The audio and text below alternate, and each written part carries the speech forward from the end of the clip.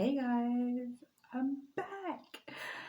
And today I'm going to talk about the journey onto getting my correct diagnosis. Okay? But before we get into the good stuff, what y'all gonna do?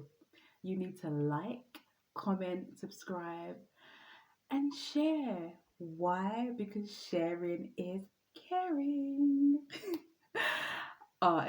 It's hot, okay? So if I start looking extra glorious because it's hot, yeah, I've gone so far as to get water in a wine glass, okay, with ice, obviously.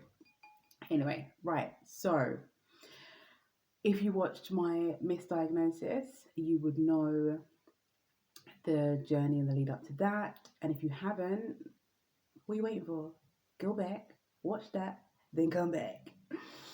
So things were going like really bad, going downhill real fast. And I was just like, I've had too much now. I'm having time off work. And management can only be so understanding. It's like, not to be mean towards them or say like they were bad people, but when people are not going through something and they're thinking about the bottom line, their compassion only goes so far. Okay? There's only so many you can be calling like, I can't even walk today. Can I have some time off, please? Till it's like, are you sure? Are you sure? Like, maybe give it an hour or so. Really? Seriously? How I even. Ugh, I've got so many stories. But let's keep on track. Right, so I booked an appointment and I got to see a Dr. Patel. Now, I say she's my saving grace, okay? Because I requested not to see the other doctor. I was like, I don't want to see her. I really don't. Because whatever she said, it's not really working out for me. Anyway, so I saw Dr. Patel and explained my symptoms and what was going on with me. And she was like, this doesn't seem right. Like something's not sitting right with me. Let me send you for some blood tests. We're going to test for Crohn's disease, which I'd never heard of, to be fair, and some other stuff. And it's weird because in the midst of that, when I read up on Crohn's, I didn't want it to be Crohn's, but I wanted a diagnosis so bad that I was willing to accept Crohn's disease. Like, it sounds wild. Yeah, it sounds wild, but you wanting that diagnosis, it's so bad. Like, it's, if you know, you know, right? And test came back, I'm supposedly healthy. I'm fine. So she was like, no, right, I'm going to send you for a scan.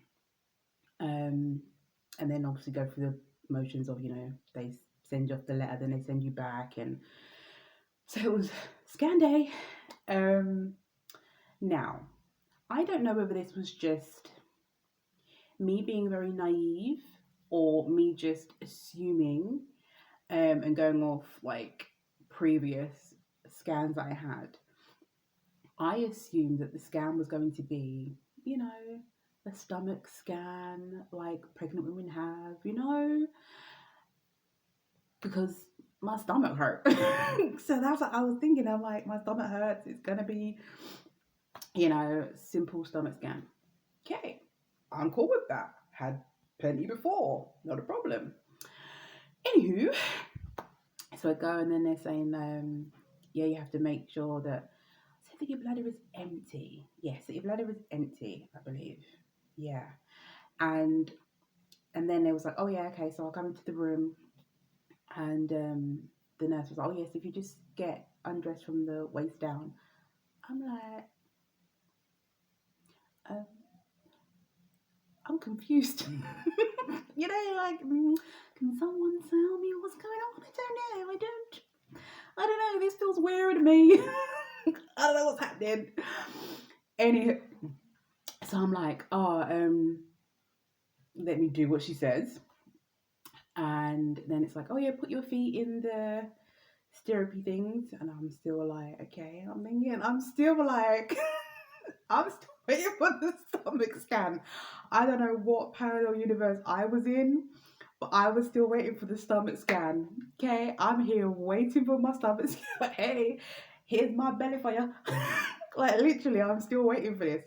Remember, I'm undressed from the waist down. Now, when I think about it, like this cracks me up. I'm just like, Chanel, seriously? When was the penny gonna drop for you, babes? When was the penny gonna drop for you? Yeah. So then she comes and she's like, oh, okay, right. So this is the what do you call it? Well, the scanning thing. I can't remember what they call it. It's kind of like a wand kind of thing. I would say it's more like it's kind of like a hair straightener, like the lengthwise, I would say. And she's like, right, so what we're gonna do is we're gonna put we put like a condom on it, and then we go inside, and it might be a bit painful, but then like when we bear down, I'm still like, nobody told me. Like Kevin Hart says, I wasn't ready. I wasn't ready at all. Like I I'm like, I'm busy. I'm going back now. It's like memories. And then, so that happened. Okay, cool. So she scans me, and oh, I am sweat. No, it's hot, guys. Sorry. Anyway, right. So she did the scan, and she's in there, she's looking and stuff, and then she's like, "Oh, you do have a cyst that I've seen, but that's normal. So you do get cysts that come up and then they go down during your monthly cycle." So she's like, what we do is we give you six, it was 6 weeks, she said, right? So it could be 6 weeks. If you come back and have another scan, so she took measurements of the cyst and everything like that. And she said, if you come back and then we'll scan again, and if it's still there or if it's bigger, then we know there is a problem. So I'm like, okay, right. Okay, babes. All right. Okay. But for me, it's the way, like, she was like, okay, yeah, took it out, whatever. Then she's like, all right. And then she went and sat at her desk and did some writing and whatever. And I was like, babe, she didn't even give me eye contact. She didn't even be like, do you want my number? Do you want to go out on a date? I was like, we was really personal. We were personal, babe. So you can't even look me in my eye when I'm leaving. I was just like, oh, this is weird. Literally, I was just like, that was a new experience for me. So 6 weeks went by. It was like the longest 6 weeks of my life. Then they booked me up another appointment, and then when I went back, I got told that I had the cyst was bigger, and also I had a thing called, so it was a chocolate cyst, which they called it. Only time chocolate does not sound appetizing, by the way. And also I had kissing ovary syndrome. Okay, new to me, making it all sound all nice. Oh, chocolate. Oh, kissing. Ooh, no. You want to put all nice little labels on it? No. Okay. So what they explained was, reason why I was going to be graphic, guys, was a discharge which was like chocolate, was because with endometriosis, the lining of the womb, which grows outside, which is on the ovaries, it's like scar tissue, it was building up. So literally, like, it was just basically, it was like a shopping bag that you just kept putting in, putting in, putting in, putting in, putting in, and then there was like that tiny little hole that was making it leak, bit by bit by bit. Okay, right. But no one at that point had actually said the word endometriosis. No one said that word to me. Okay, so it was like, right, so now you're going to have surgery to remove the cyst. Okay. I had had one surgery before when I was 5, and that's when I had a hernia. So I don't even really remember that too tough, to be fair. I haven't had no surgeries since then. Okay? Nothing. Nothing, nothing, nothing. So it was like, okay, yes, you can remove this. Cool. But what does that look like? What does all of this look like? Okay? So then I was referred to a gynecologist, which, to be fair, when I look back at it now, I kind of feel like maybe if the person had been female, they would have kind of got me more. But then I think unless you've actually had endometriosis, do you really get it? It's just the same thing like management. You only get it so much. I think that's realistically with any illness. Unless you've actually had it, you can only fully understand to a certain extent. And that's nothing against anybody. I'm not wishing it on anybody. But unless you're a fellow endo sister, you ain't gonna fully get it. If you've had chronic pain, chronic illness, then we're in the in the field of you get it. Okay, you can get it. All right. So he was really good in the sense of explaining to me what was going to happen. But he was very optimistic, which I think his optimism rubbed off on me, making me feel like this surgery is going to fix me. Yeah, it's going to fix me. I'm going to be great, lovely. Yeah, on my way. Okay, on my way.